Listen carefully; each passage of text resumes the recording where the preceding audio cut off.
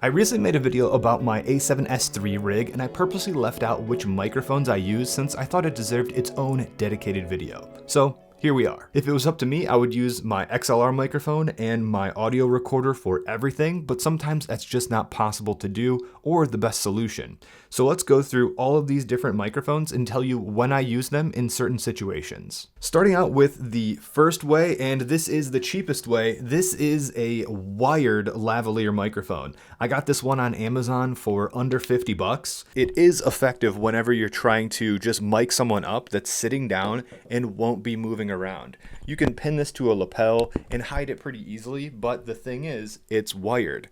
So if you are going to be moving around or the subject is really far away and you can't run a wire or don't want to run a wire, this is pretty problematic, and it's where the next solution comes in, and that is a wireless lav mic. I use a wireless lav mic to really pin anything to someone's collar if they're going to be moving around, or with this shotgun mic, it's great when you're talking towards it, but the second you start going off axis, it just starts to sound really bad because it rejects sounds that are coming from the sides. With a lapel mic, you can pin this to someone and they can get up and walk around, and they can, if they are a kind of person that like walks around when they talk or moves their head around, this is really nice because you get consistent audio. The next microphone we have is the tried and true on-camera shotgun microphone. This one's awesome because it feeds the audio signal directly into your video while you're filming, and it does a great job at rejecting noises behind or to the side of this mic. I probably haven't been doing a great job at showing off the sound quality of this mic since I'm talking behind it, but it does a fantastic job for run and gun situations where you just want to bake the audio directly into your camera. It's significantly better than your camera's onboard microphones, and the profile is actually pretty small. If you take this windscreen off, the profile is actually pretty easy, and you can pack this down and put it in your bag very easily. So if I'm traveling, this is my go-to shotgun on-camera microphone, the Deity D3 Pro. I've used the Rode VideoMic Pro for years. Now that this Deity D3 Pro is on the market, it is significantly better in terms of price per performance than the Rode VideoMic Pro. It's still a good mic, but it's a little expensive for what it is. But the on-camera shotgun microphone is one of my go-to microphones whenever I'm out and about filming. My next microphone is actually the mics that are on my audio recorder. Since I usually have an audio recorder with me, I keep these microphones with me, and if I need to just grab a couple of quick little snippets of audio, these actually provide some really rich and deep sounds.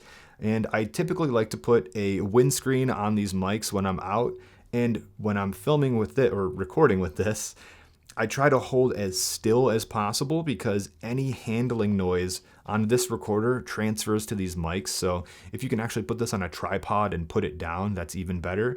I won't dig into like how to use each of these microphones. If you would like me to do that, leave me a comment down below, and I'd love to give you more tips and tricks I've learned over the years of using each of these different microphone setups. It is really nice to have an audio recorder with microphones on top that you can just grab some quick audio that actually does sound pretty good. My favorite way of recording audio is how I've been doing it with all of these videos, and that is using my XLR mic feeding into my audio recorder.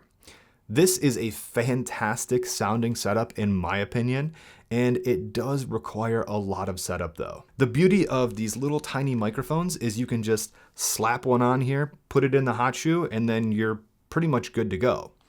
When you're using a XLR mic, you have to have some kind of a holder and then some kind of a stand that feeds into an audio recorder, and setting everything up takes longer than just slapping a mic on and going.